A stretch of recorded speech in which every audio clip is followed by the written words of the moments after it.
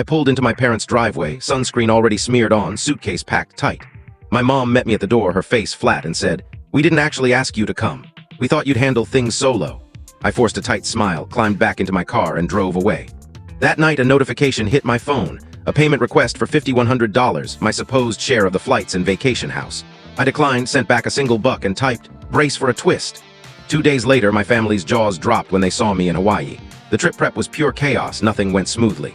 My flip-flops disappeared, though I swore I'd left them by the front closet. My sunscreen exploded in my bag, forcing me to switch to a backup duffel when the zipper on my go-to bag gave out, like it had a personal vendetta. The charger I grabbed was for a phone I hadn't owned in years, and I forgot to refill my prescription, which meant a last-minute pharmacy run. Everything that could go wrong did, but I kept telling myself it'd be worth it. We were bound for Hawaii. Our first family trip in years, me, my parents, my sister Claire, and her husband Mark.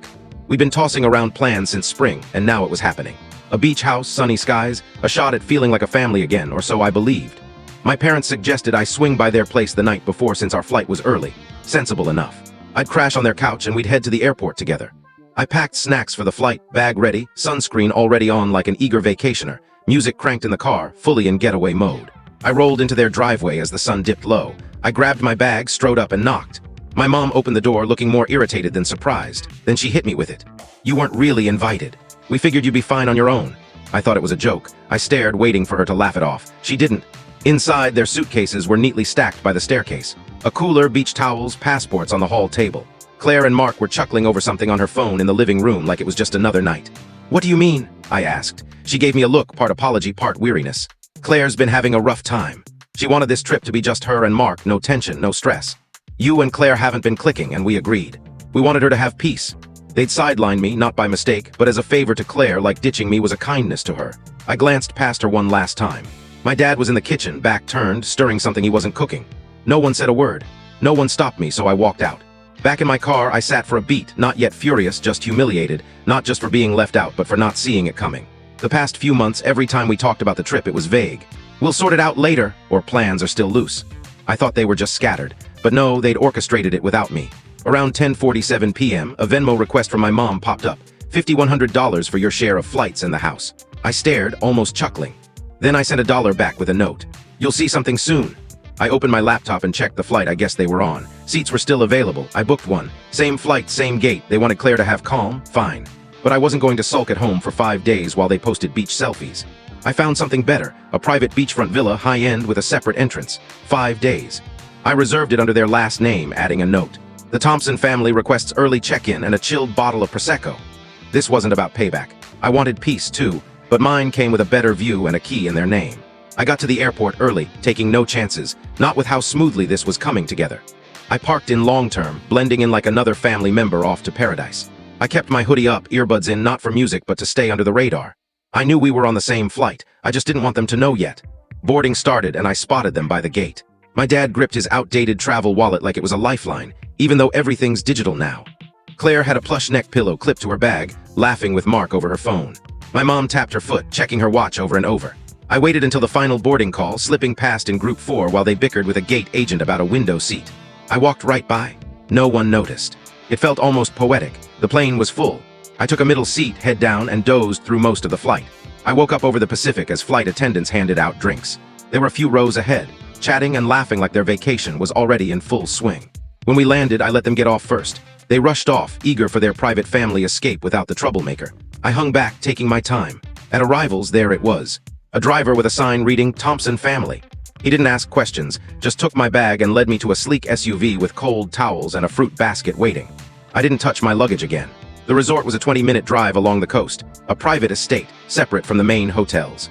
My villa had its own infinity pool, a hammock strung between palms, and a deck opening onto the sand. I checked in and the staff greeted me. "Aloha, Mr. Thompson, everything's set for you and your guests." I nodded. "They'll arrive later." That was enough. I knew where they were staying, a solid resort, sure, but packed. One shared house for the 4 of them. Limited beach access, family-friendly, noisy, very public.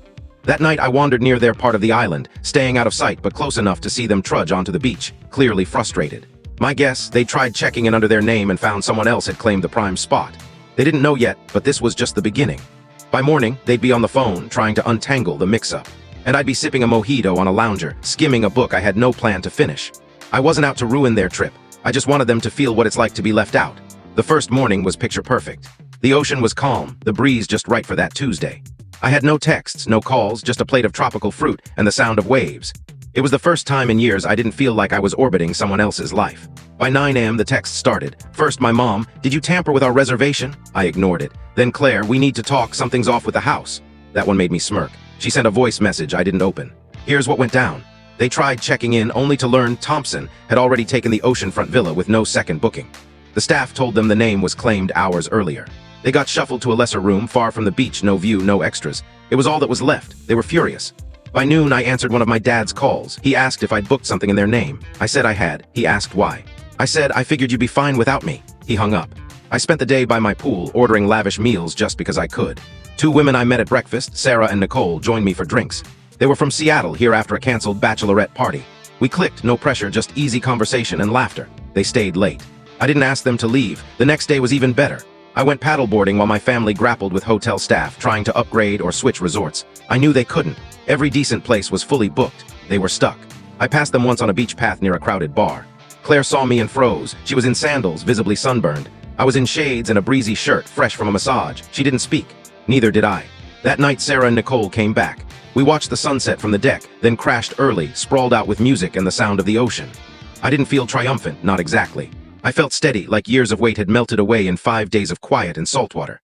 Back home, I knew there'd be fallout. There always is.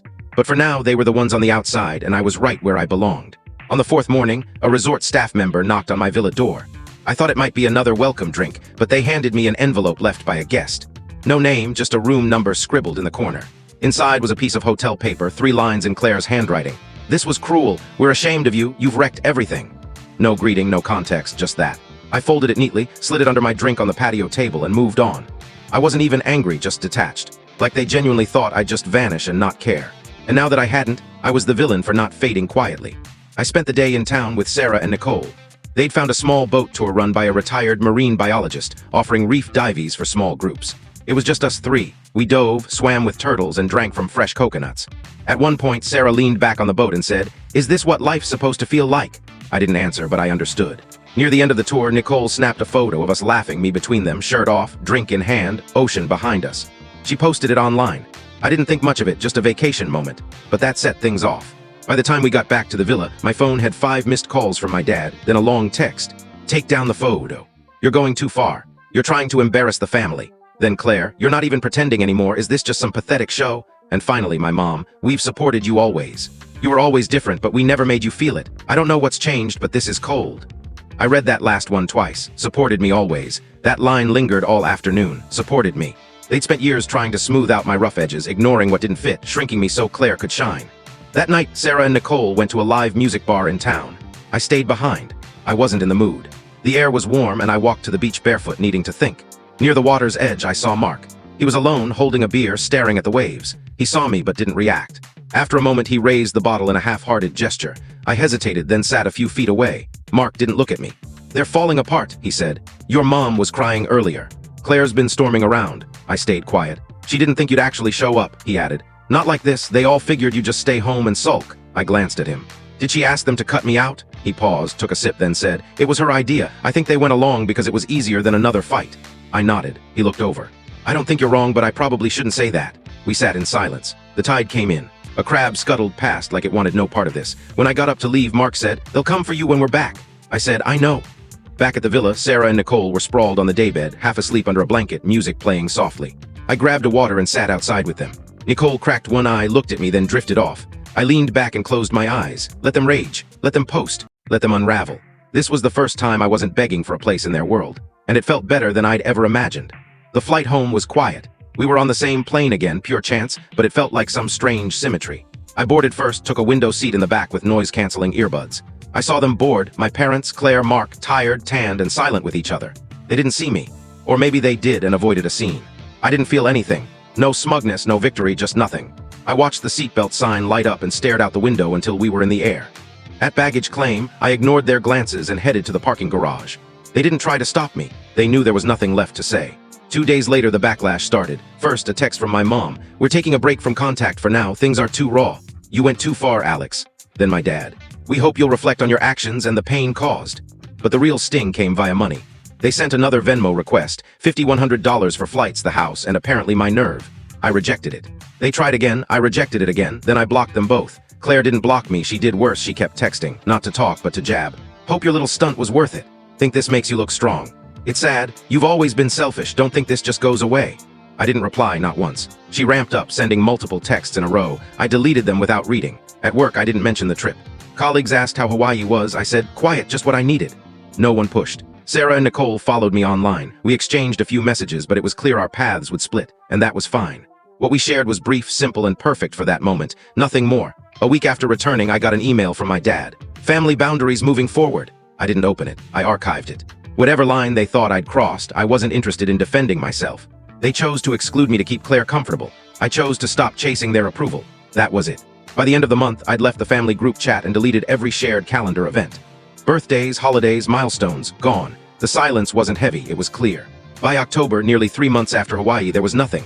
No calls, no dinners, no check-ins. The last time I heard my parents' voices was in that airport, laughing without me. The last time I saw Claire was that moment on the path, sunburned and stunned, realizing I'd outplayed their scheme. They never apologized, not once. They just leaned into a quiet campaign to freeze me out completely. My mom unfollowed me everywhere. My dad blocked me on Venmo and LinkedIn, which was honestly strange. Claire didn't block me but kept sending texts every few weeks, always the same tone. Talk to mom. You went too far, Alex. Still playing the victim. You ditched us. Typical, she never acknowledged what they did. Never mentioned cutting me out to begin with. In her mind, I was selfish for not accepting it quietly, for not pretending everything was fine when it wasn't. Eventually, I muted her, then blocked her too. Not out of spite, just exhaustion. She didn't want a conversation, she wanted to stay angry. In early November, I ran into Mark at a gas station near my apartment. He was alone. He gave a slight nod, then walked past without a word. I didn't stop him, didn't care to. I was done reaching for people who only held space for themselves. A few days later, a letter arrived from my mom. Handwritten, a full page. She hoped I was okay, didn't understand where my anger came from, said it was tearing the family apart. Forgiveness was possible, she wrote, but only if I owned my part in this messy divide. I folded it, tucked it into a drawer by my bed, and never looked at it again. That was their last attempt to reach me. Christmas passed. Then my birthday. I spent both with work friends, no tension, no forced chatter, no tiptoeing. I thought of Hawaii sometimes. Not the petty win, but that first morning alone, when the ocean was still, and no one needed anything from me. That moment when I realized I didn't need their permission to claim my space. It wasn't about revenge, it was about peace. And peace, I learned, doesn't need to be explained. It just sits quietly while everything else keeps shouting. That's the last I'll say about them. We don't talk now, and I don't miss it. Nearly a year passed. Whole weeks went by without them crossing my mind. I stopped wondering if they'd reach out, stopped checking for their names in my inbox or flinching when my phone buzzed. Life moved on. I moved closer to the coast, took on more freelance work, and started sleeping better. I wasn't rebuilding, I was building something new. Quiet, normal mine, I was dating someone, Leela. We met at an art gallery and connected without forcing it. She didn't dig into my past, and I didn't unload it on her. For the first time, I had space that didn't feel borrowed. Then last Tuesday at 8:30 p.m., there was a knock at my door out of the blue. I hadn't ordered anything, and no one showed up unannounced. I figured it was a neighbor or a misdelivered package. I opened the door, and Claire was there. She looked tired, not dramatically, but like life hadn't been gentle lately. Her hair was pulled back, dyed a stark black, and she wore no makeup. She had on an old jacket I recognized from college, back when we still got along. Neither of us spoke for a moment, then she said, "Mom's in the hospital." My mouth moved before my brain did. "What happened?" "Heart attack," she said. "Not severe, they say. She'll recover, but she asked for you." I froze, didn't breathe for a second. I couldn't picture my mom in a hospital bed. Not because she seemed untouchable, but because I'd locked them all away in a corner of my mind I no longer visited. Claire kept talking. "She said your name first, not Dad's, yours." I wasn't sure if I believed her. She handed me a folded piece of paper, one line on hotel stationery. "If I was wrong, I'm sorry. I love you anyway." No signature, no long explanation, not like her. I didn't ask if she meant it, didn't ask why now. I just stared at the note. Then Claire said something unexpected. "She's afraid you won't come, not because you're mad, but because she thinks you've truly moved on." It was the most honest thing she'd said to me in years, maybe ever. For a moment I felt it, a crack in the wall I'd built. Not a collapse, not forgiveness, just a flicker of something I didn't want to name. I asked how she got here. She said a rideshare, her car was in the shop. The Claire I knew wouldn't be caught dead without her car. I watched her turn and walk down the driveway without waiting for me to respond. I closed the door, sat in the dark, note still in hand. Leela texted an hour later. "Want me to come over?" I stared at the screen, then typed, "Not tonight, weird day." I didn't go to the hospital, didn't call anyone, but I didn't toss the note. It's still on the kitchen table, folded, waiting. And for now, that's all I'm ready to give.